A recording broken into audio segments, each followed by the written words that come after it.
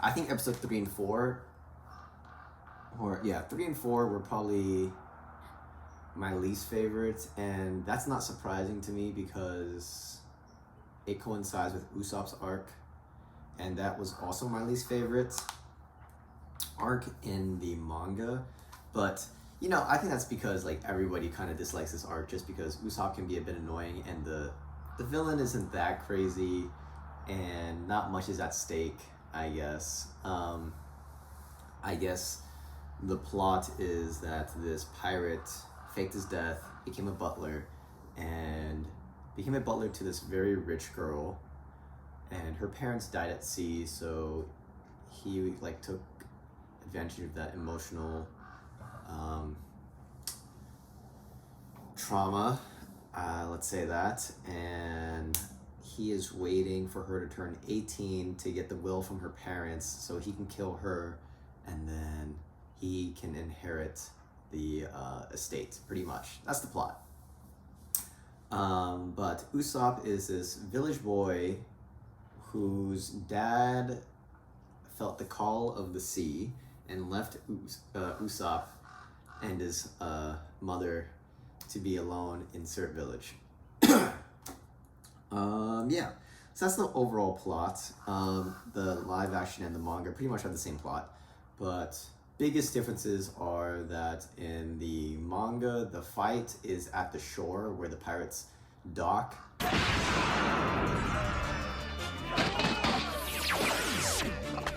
But in the live action, they fight in the estate. Which I thought was an interesting change. I think it was a change for the better, to be honest, because you get Kaya involved a little bit more. You get like a cooler scenery. Like the side of the hill or like the beach is kind of bland.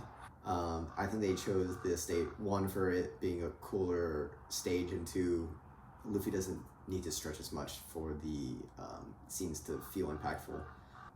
Big changes besides that, there were no kids. Like in the manga, Usopp is like Captain Usopp, and he has like these 3 or 4 kids that he like is like a hero to them. It's like the big brother little brother thing. They are totally absent in the live action, which I thought was a little bit sad, but I can understand why they did that because it would just take up time, and I bet they would probably be annoying.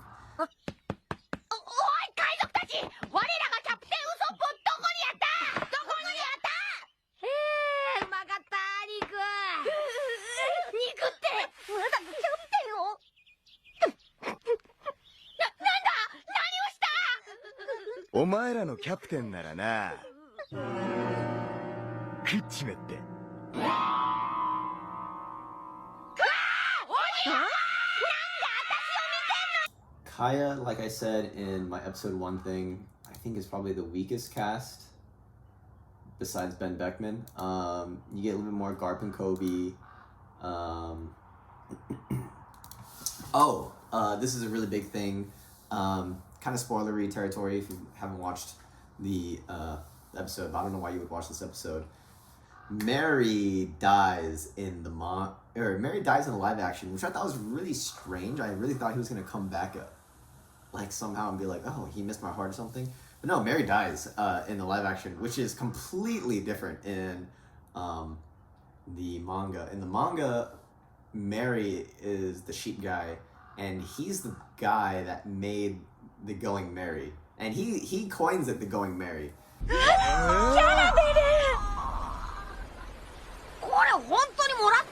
He calls it the Going Merry, and then he's the one that gives it to Luffy because it's his ship. He's like a shipbuilder in his like spare time, and he made the ship over the years, and he wanted to thank Luffy and everybody for saving the lady of the house, Kaya. So he gives him the ship. But no, Mary dies and Kaya gives Luffy the ship, which I thought was a little bit weird. I don't know why they had to kill him. I think they shouldn't have killed him, to be honest.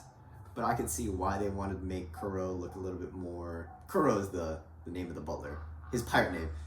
The butler's name, his alias is Kalahador, which I think is a really weird name. But yeah, I did not like that change, to be honest. The biggest change, and the show once again does it where I think like these story beats that need to be hit are missed and avoided in a sense. And this is in part to due to the setting. It's in the mansion and not the beach. But in the beach, Zoro and Usopp kind of tag team a villain together. And Zoro is a swordsman, and this pirate has kidnapped Kaya, and Zoro and Usopp are chasing him. And Zoro's not going to make it in time before this guy kills Kaya. So what Zoro does, he cuts a branch, and then Usopp is able to snipe the guy that's about to kill Kaya. And I think they really should have had that scene, or some scene with Usopp showing his sniper prowess, his sniper skills.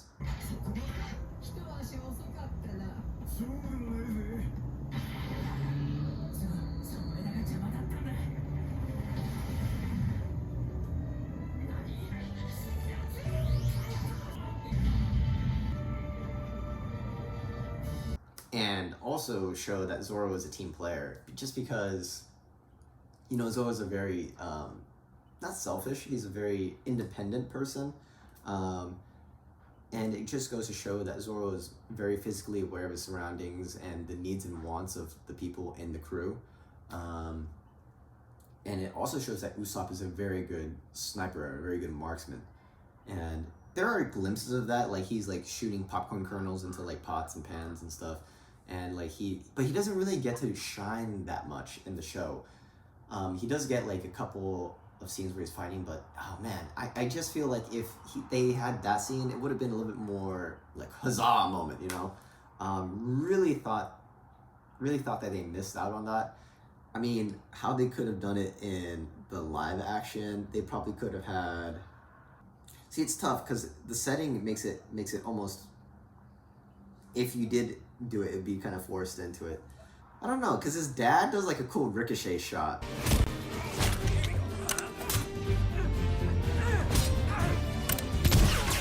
And it would have been a cool callback if Usopp did a ricochet shot. So maybe Usopp could have done a ricochet shot on some like a clock or something. That would have been really cool.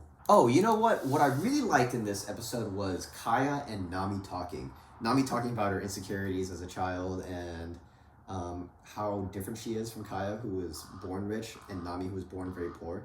I thought that was great. Like, gives Kaya some more character development, and gives Nami more character development. Kaya gets so little scenes in the actual material, so I thought this was a great addition to everything.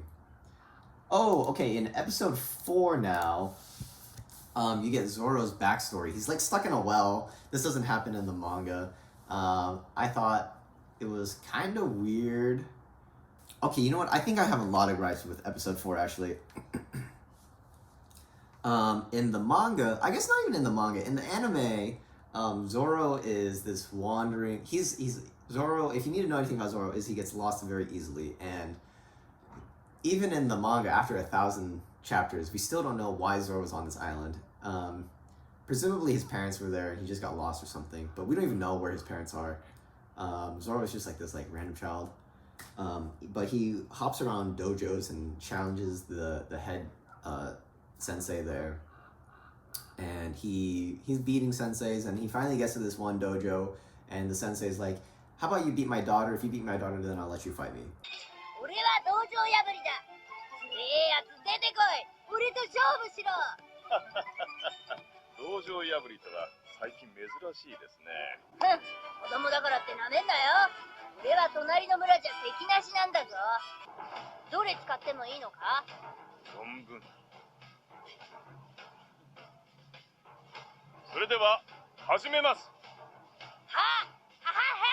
And then he can't beat the daughter and blah, blah, blah. They become good friends that way. He joins the dojo.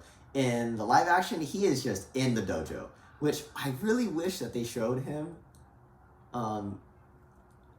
as a kid just wandering dojo to dojo, just because I feel like that would show he's very skilled. I mean, he is skilled. You can see that, but I wish you would add that. There's a little bit more character development. Okay, just continuing with the Zoro train here. For the people who don't know, Zoro and the girl, the daughter of the sensei, is named Kuina. Zoro and Kuina promise to fight each other. Or, I guess they have a duel. Zoro loses, as usual. And Kuina is mad because once Zoro hits puberty, he'll probably be stronger than her. And it's kind of like this internalized sexism in the story. Kuina just doesn't believe that in the future she'll be able to maintain her like position as like above Zoro in skill, I guess.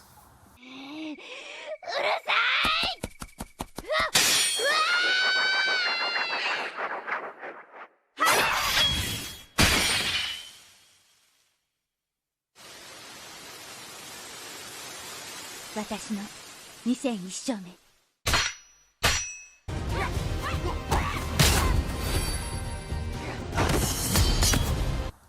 And to Zoro, that's like the biggest excuse, you know, just like, and you see that throughout the manga as well, is that he hates excuses like that. But he's like, you are my goal. I don't understand why you are worrying about that. I don't understand why you think less than yourself than you should be thinking of. Like, you are better than me.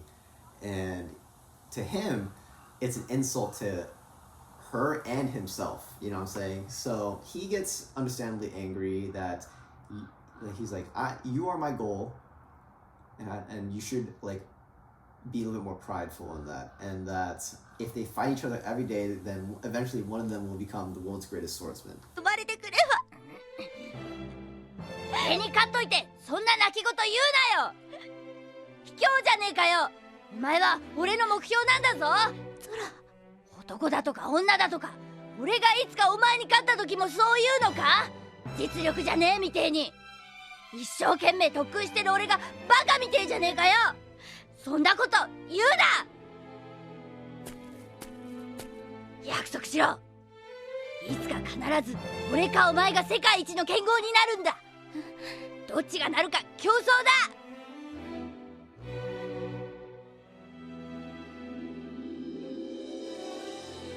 バカ弱いくせに。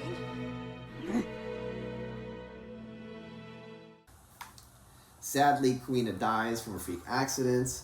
I'm not sure how I feel about that from the manga as well, but Zoro finds out that Kuina has passed away, and in the manga there's a funeral and there's a whole thing. Zoro's very solemn, like he doesn't really speak. And after the funeral, Zoro goes to the dojo, to the sensei, and the sensei is paying his respects, and Kuina has a sword, and so the sensei puts the sword there, and then Zoro is there to ask for Kuina's sword. And he asks for the sword because, in a sense, he wants to carry on some of her will physically, you know. One Piece is a story about, you know, inherited will, destiny of the age, and people chasing their dreams. So for Zoro, he has a dream of becoming a swordsman, and his inherited will is Kuina's will to become the world's greatest swordsman. In the manga, I think it's just so much more impactful when the scene, it's just them, the sensei and Zoro, and he's crying, and he tells the sensei about his promise with Kuina and how he'll do it. He vows to do it, and the sensei believes him. Like, Zoro is of immense talent, and so he gives Zoro her sword, and he cries about it, and the sensei's like, you can do it, Zoro. And it's like this really heartfelt moment. 先生、その刀俺にくれよ。クイナの刀を？俺はあいつの分も強くなるから。天国まで俺の名が届くように強くなるから。世界一強い剣豪になるからさ。約束したんだ。俺は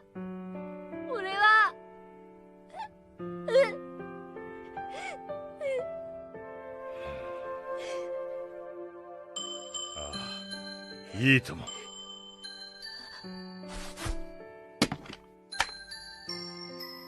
クイナの魂と夢を君に頼みます。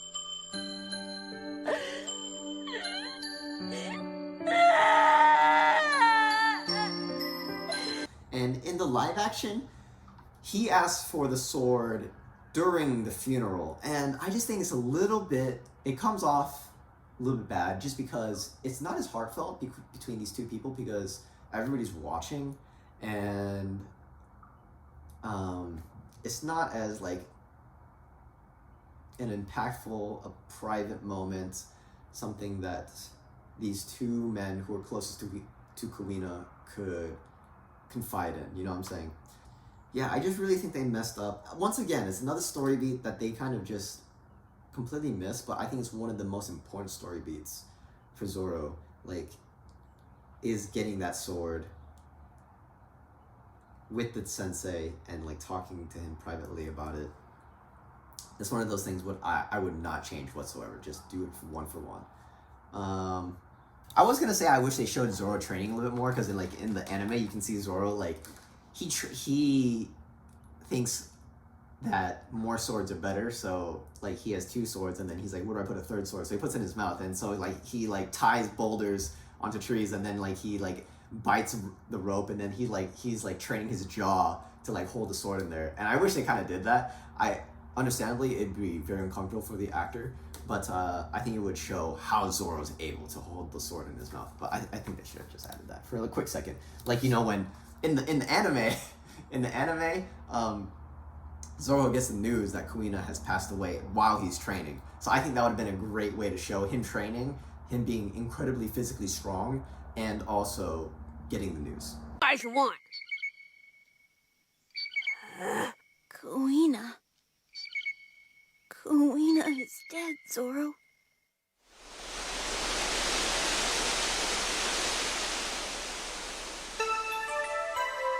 Let's see, Luffy fighting Klahadore, I think it's great. They kind of just, they did the fight pretty much one for one. Luffy finishes him with Gomu Gomu no Bell. I thought that was great. Yeah, Klahadore just loses.